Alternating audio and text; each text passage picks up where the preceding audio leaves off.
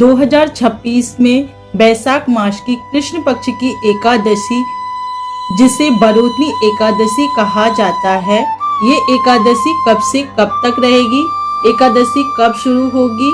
सोमवार को या रविवार के लिए? 13 अप्रैल यानी 12 अप्रैल एकादशी का व्रत कब रखना शुभ रहेगा? ये एकादशी भगवान विष्णु को समर्पित है और इसे अत्यंत पावन माना जाता है, जो सुख, समृद्धि और पापों से मुक्ति दिलाने वाली एकादशी मानी जाती है। एकादशी का शुभ मुहूर्त क्या रहेगा?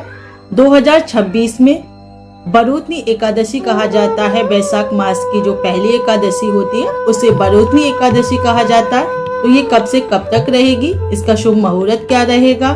एकादशी का पारण का समय क्या रहेगा?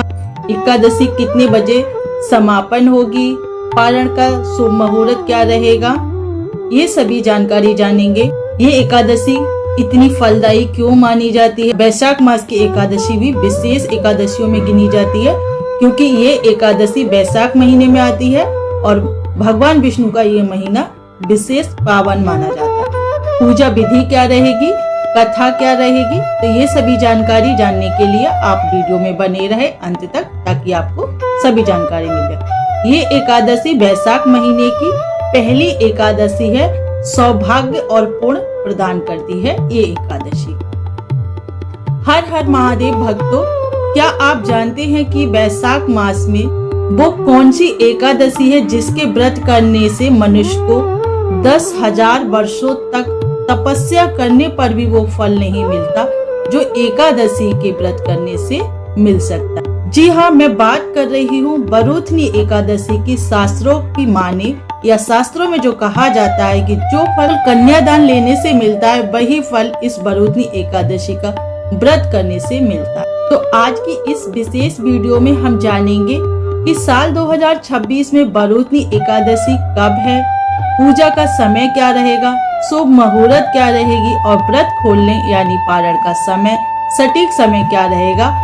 वीडियो को आप अंत तक देखिएगा, क्योंकि पारण के समय एक छोटी गलती भी आपके पूरे व्रत का फल छीन सकती है। तो इसलिए वीडियो में अंत तक बने रहना आपके लिए लाभदायी होगा। अब जान लेते हैं कि एकादशी की शुभ मुहूर्त, व्रत कब से कब तक रखना चाहिए और पारण का समय क्या रहेगा। साल 2026 में बैसाख मास की एक कृष्ण पक्ष की बरूतनी एकादशी 13 अप्रैल को मनाई जाएगी। ये जबकि एकादशी 12 अप्रैल रात्रि को प्रारंभ हो रही है, जबकि एकादशी 12 अप्रैल की रात को शुरू हो रही है, लेकिन एकादशी तिथि का प्रारंभ जो है 13 अप्रैल 2026 को रात 1:16 से शुरू होगा और एकादशी तिथि का समापन जो है 14 अप्रैल 2026 को रात्रि 1:08 तक रहेगा। पारण का समय क्या रहेगा यानी व्रत खोलने का समय क्या रहेगा? 14 अप्रैल को सुबह 6:54 से शुरू होकर 8:31 के बीच आप पारण कर सकते हैं। एकादशी का व्रत आप खोल सकते हैं। उदया तिथि के अनुसार, क्योंकि 13 अप्रैल को सूर्य जो है उदया तिथि में उदय होंगे, तो एकादशी तिथि उदया तिथि के अनुसार व्रत सोमवार को रखा जाएगा। पारण का समय यानी व्रत खोलने का जो समय है वो सबसे शुभ मुहूर्त हमने जो अभी बताया आपको, 14 अप्रैल को मंगलवार को सुबह 6:01 से शुरू होकर 8:32 के बीच रहेगा। इस समय के बीच जो व्रत खोलना सबसे उत्तम माना जाएगा, तो आप इसी समय अपना व्रत का पारण करें। संपूर्ण पूजा की विधि क्या रहेगी, किस तरीके से आपको एकादशी की व्रत पूजा विधि करनी चाहिए।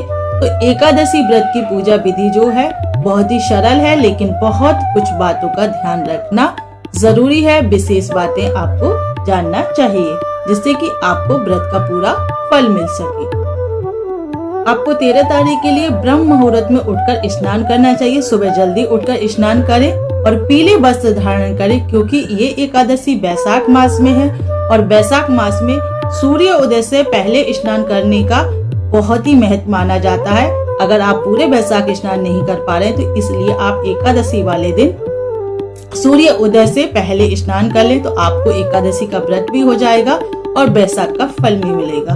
और ये विशेष तिथि होती है तो इसलिए आपको डबल फायदा होगा। मधुसूदन भगवान के रूप में सामने जाकर उनके हाथ जोड़े और जल लेकर व्रत का संकल्प ले कि प्रभु मैं आज व्रत रख रहा हूँ।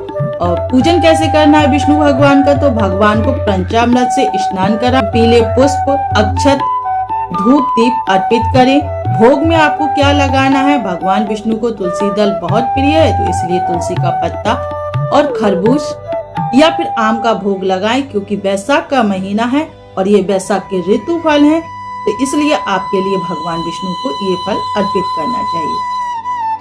पूजा के बाद आपके लिए जब आपकी पूजा संपन्न हो जाए, अगर आपने चौकी पूरे विस्तार के साथ कर रहे हैं, किसी ब्राह्मण को बुलाकर कर रहे हैं तो आप पूरे विस्तार के साथ कर सकते हैं। यदि आप घर पर ही स्वयं आप पूजा कर रहे हैं, अपने मंदिर में कर रहे हैं जहां आपने पूजा का स्थान बनाया वहां, तो उसी तरीके से जैसे आप पूजा करते हैं धूप दीप नैवेद्य के साथ, तो उस तरीके से आप पूजा करें। और बरोधनी एकादशी की आपको कथा पढ़नी, उसके बाद आपको आरती कर देना। हो सके तो रात्रि में जागरण करें। एकादशी की रात को सोना नहीं चाहिए, क्योंकि ये एकादशी को दिन में व्रत रखो, रात को कीर्तन करना बहुत ही शुभ माना जाता है। तो जागरण करना पुण्यदायी होता है, इसलिए आप रात्रि में जागरण कर सकते हैं। अगर पूरी रात्रि नहीं कर सकते तो 1-2 घंटे भी आप कर सकते, उस महत्वपूर्ण फल मिलेगा। बरोधनी एकादशी के महत्वपूर्ण नियम क्या हैं उनके लिए भी जान लेते हैं। तो भक्तों, बरोधनी एकादशी पर कुछ चीजों का त्याग करना बहुत ही जरूरी है, यानी आवश्यक है। इस दिन पराये घर का अन्न यानी किसी के और के घर का खाना बिल्कुल ना खाएं, कांसे के बर्तन में भोजन ना करें और शहद का प्रयोग भी ना करें। यदि आप व्रत रख रहे हैं तब भी और व्रत नहीं रख रहे हैं तब भी। जो लोग व्रत नहीं रख रहे हैं उनके लिए भी ये चीज नहीं खानी चाहिए। दिन चावल भी नहीं खाने चाहिए, यानी राइस का सेवन बिल्कुल नहीं करना चाहिए एकादशी के व्रत में, चाहे कोई सी भी एकादशी हो। और व्रत रखा है तब भी, और जिसने व्रत नहीं रखा है वो भी एक भूल कर भी चावल का सेवन नहीं करना चाहिए। आशा है कि इस एकादशी से आपके जीवन के सभी कष्ट दूर होंगे। कमेंट में आप जय श्री हरि जरूर लिखें या जय श्री मधुसूदन लिखें, क्योंकि भगवान विष्णु को वैशाख मास में मधुसूदन नाम से संबोधित किया जाता है, तो इसलिए। और ऐसी प्रामाणिक धार्मिक जानकारी के लिए आप हमारे चैनल कितना ज्ञान 2 के लिए अभी सब्सक्राइब करें और बेल आइकन दबाना बिल्कुल ना भूलें। अगले वीडियो हम मोहिनी एकादशी के बारे में विस्तार से जानेंगे कि मोहिनी एकादशी कब है। हर हर महादेव। फिर मिलते हैं नेक्स्ट वीडियो में, तब तक के लिए हर हर महादेव।